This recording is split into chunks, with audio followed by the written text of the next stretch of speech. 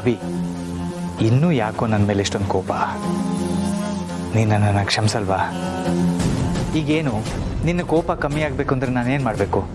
ಕಿವಿ ಹಿಡಿದು ಬಸ್ಕಿ ಹೊಡಿಲ್ಲ ಅಥವಾ ಕೈ ಮುಗಿದು ಕ್ಷಮೆ ಕೇಳಲ್ಲ? ಹೇಳು ಅಭಿ, ನಾನೇನು ಮಾಡಬೇಕು ಅಂತ? ಅದೆಲ್ಲ ಏನೂ ಬೇಕಾಗಿಲ್ಲ, ಒಂದು ಹಗ್ ಮಾಡಿದ್ರೆ ಸಾಕು.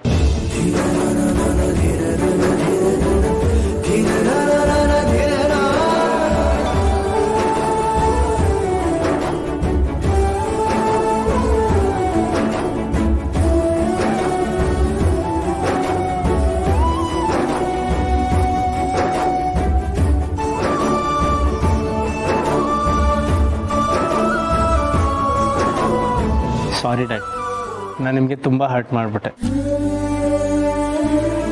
ಇದೇ ಕನ್ನೆ ಹೊಡೆದಿದ್ದಲ್ವಾ? ಸಾರಿ ಕಣೋಬಿ.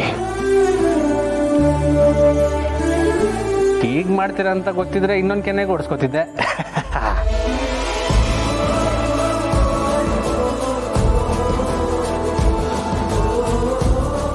ಇಷ್ಟಕ್ಕೆ ನನ್ನ ಕೋಪ ಕಡಿಮೆ ಆಗಲಿಲ್ಲ. ಹೌದಾ? ಸರಿ, ಹಾಗೆ ಬರ್ತೀನಿ ಸರ್.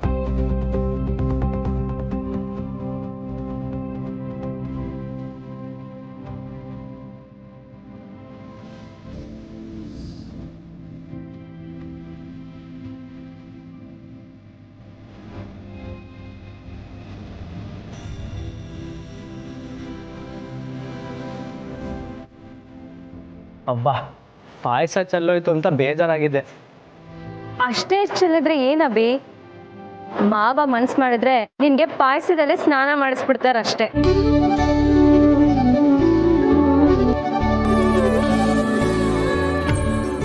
ಮಾವ, ಪಾಯಸ ನೋಡ್ತಾ ಇದ್ರೆ ನಮಗೂ ತಿನ್ಬೇಕನ್ನಿಸ್ತಿದೆ. ನಮ್ಗೆ ಯಾರಿಗೂ ಪಾಯಸ ಇಲ್ವಾ? ಅದಕ್ಕೇನಂತೆ, ಬೈಲಿ. ಅದೆಲ್ಲ ಆಗಲ್ಲ, ಇದು ನನಗೋಸ್ಕರ ಅಂತ ಮಾಡಿರೋದು, ನಾನು ಯಾರಿಗೂ ಕೊಡಲ್ಲ. ಆಯ್ತು, ಕೊಡ್ತೀನಿ. ಅರ್ಧ ಅಂಗಿ ಅಲ್ವಾ, ಹಂಚ್ಕೊಂಡು ತಿನ್ಲೇಬೇಕು.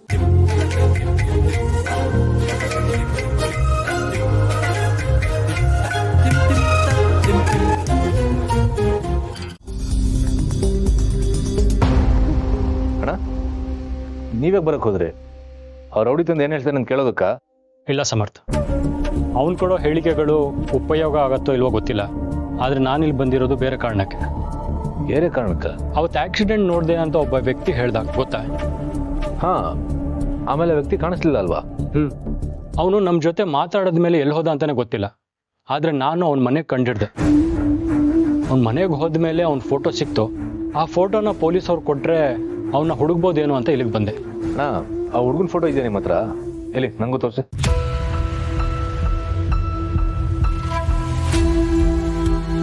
ಅಣ್ಣ, ಈ ಫೋಟೋ ನನಗೂ ಕಳಿಸಿ. ನಾನು ಹುಡುಗೋ ಪ್ರಯತ್ನ ಮಾಡ್ತೀನಿ. ಸರಿ, ಹಾಗೆ ಆಗಲಿ. ಅಣ್ಣ, ಅಭಿನೂ ಅಪ್ಪನೂ ಮಾತಾಡ್ತಿದ್ದಾರಾ? ಇಲ್ಲ, ಅಭಿಗೆ ಚಿಕ್ಕಮ್ಮನ ಬಗ್ಗೆ ಯಾಕಿಂತ ಅನುಮಾನ ಬಂತು ಗೊತ್ತಿಲ್ಲ. ನನಗೂ ಹಾಗೆ ಅನಿಸ್ತಿದೆ ಮಾವ. ನಮಗೆ ಎಷ್ಟೆಲ್ಲ ಗೋಳು ಹೊಯ್ಕೊಂಡಿದ್ದಾಳೆ. ಎಲ್ಲ ಸಾಕ್ಷಿ ನಮಗೆ ಸಿಗೋವರೆಗೂ ನಾವು ಸುಮ್ಮನೆ ಇರೋಕ್ಕಾಗಲ್ಲ. ಅಷ್ಟರಲ್ಲಿ ಅವಳಿಗೆ ಏನಾದರೂ ಟೆನ್ಷನ್ ಕೊಡ್ತಿರ್ಬೇಕು.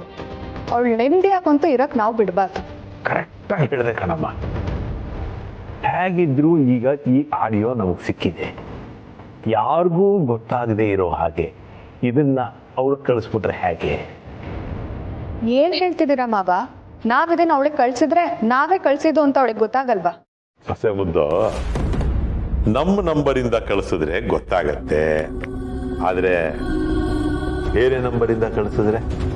ಇದೇನ್ ಮಾವ, ಹೊಸ ಸಿನಿಮಾ? ಅಲ್ಲಮ್ಮ, ಈ ಸಾಲ್ಗಾರರಿಂದ ತಪ್ಪಿಸ್ಕೊಳ್ಳೋದಿಕ್ಕೆ ಅಂತ ನಾನು ಇನ್ನೊಂದು ನಂಬರ್ ತಗೊಂಡಿದ್ದೆ. ಜಾಸ್ತಿ ಯೂಸ್ ಮಾಡ್ತಾ ಇರಲಿಲ್ಲ, ಈಗಲೂ ಇದು ಆಕ್ಟಿವ್ ಆಗಿದೆ.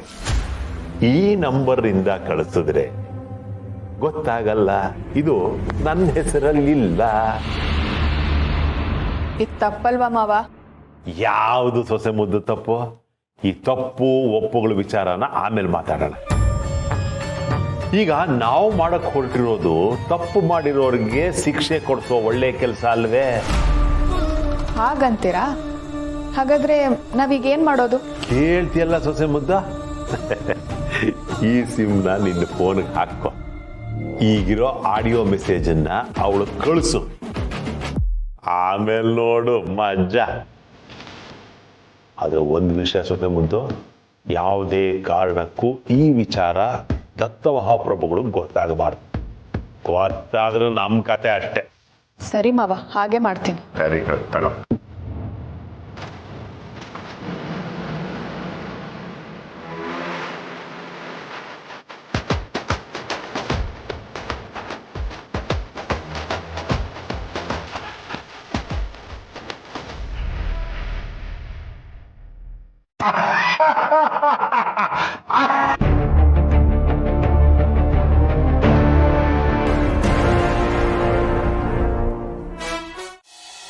ಸರ್,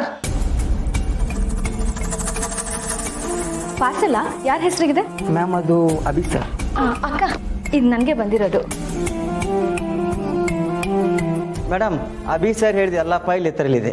ಸರಿ, ನೀನು ಹೊರಡು. ದೀಪಿಕಾ, ಅವ್ನು ನೋಡಿದ್ರೆ ಅಭಿಗೆ ಅಂತ ಹೇಳ್ದ, ನೀನು ನೋಡಿದ್ರೆ ನಿನಗೆ ಅಂತ ಹೇಳ್ತಿದ್ಯಾ? ಹೌದು, ಅಭಿನೇ ನನಗೋಸ್ಕರ ಇದೆಲ್ಲ ಕಳಿಸಿರೋದು. ಹೌದಾ? ಅಂಥದ್ದೇನಿದೆ ಇದರಲ್ಲಿ? ಅದು ನಾನು ನಿಂಗೆ ಹೇಳಲೇ ಇಲ್ಲ ಅಲ್ವಾ? ನಾನು PhD ಮಾಡಬೇಕು ಅಂತ ಅಂದ್ಕೊಂಡಿದ್ದೆ. ಅದಕ್ಕೆ ಅಭಿನೇ ಈ ಬುಕ್ಸ್ ಎಲ್ಲ ತರಿಸ್ಕೊಟ್ಟಿದ್ದಾನೆ. ಬುಕ್ಸಾ? ಮತ್ತು ಆ ಹುಡುಗ ಫೈಲ್ಸ್ ಅಂತ ಹೇಳ್ದ. ಅದು ಫೈಲ್ಸ್ ಕೂಡ ಇದೆ. MBA ಅಂದಮೇಲೆ ಪ್ರಾಜೆಕ್ಟ್ ಫೈಲ್ಸ್ ಎಲ್ಲ ಇರುತ್ತಲ್ವಾ? ಹಳೆ ಪ್ರಾಜೆಕ್ಟ್ ಯಾರ್ಯಾರು ಮಾಡಿದ್ರೋ ಅದನ್ನೆಲ್ಲ ಕಲೆಕ್ಟ್ ಮಾಡೋಕ್ಕೆ ಹೇಳಿದ್ದೆ, ಅದನ್ನು ತರಿಸಿದ್ದಾನೆ. ಕೊಡು, ನಾನು ಹೆಲ್ಪ್ ಮಾಡ್ತೀನಿ. ಪರವಾಗಿಲ್ಲ ಅಕ್ಕ, ನಾನು ತೊಗೊಂಡು ಹೋಗ್ತೀನಿ.